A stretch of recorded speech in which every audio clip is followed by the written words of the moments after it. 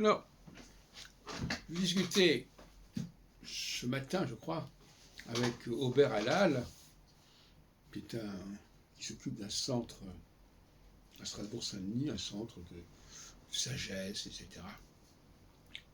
Et je l'ai interrogé sur la question de la théologie. Et je lui ai demandé combien il y avait de modes d'explication dans son système.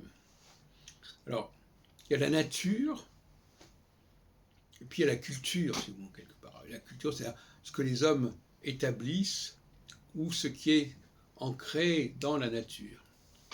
Et alors, je lui dis, mais il y a peut-être un état intermédiaire, à savoir une nature qui aurait déjà été transformée par des humains plus avancés techniquement que nous. Alors il me répond, oui, c'est possible, mais ça n'a pas été démontré. Oui. Ça n'a pas été démontré.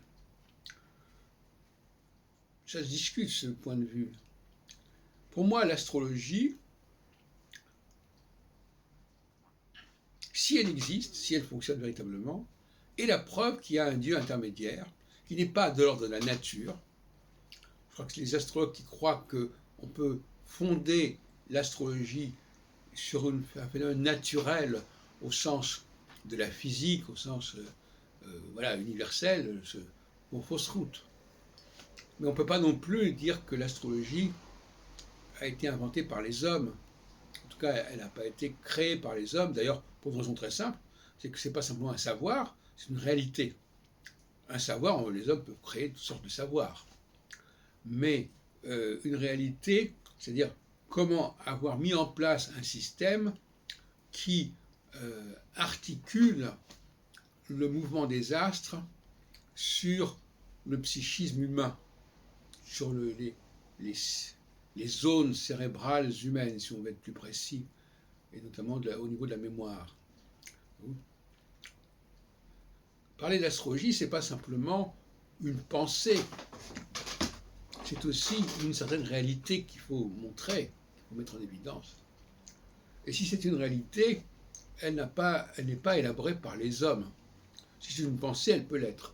Donc le passage entre une philosophie astrologique et une réalité astrologique, c'est un passage technologique, et même un passage théologique, puisque ça veut dire que dans un cas, les hommes inventent des choses, et dans l'autre cas, ce sont des dieux, mais pas le dieu originel, mais enfin des dieux intermédiaires qui ont créé, qui ont articulé notre vie terrestre sur les planètes, et ces planètes elles-mêmes, elles ont été reformatées, reprogrammées, etc. Donc le système solaire, dans ses rapports avec l'humain, ne peut se comprendre que par le biais d'une théologie intermédiaire, si on veut, qui n'est ni celle de la nature, ni celle des sociétés humaines.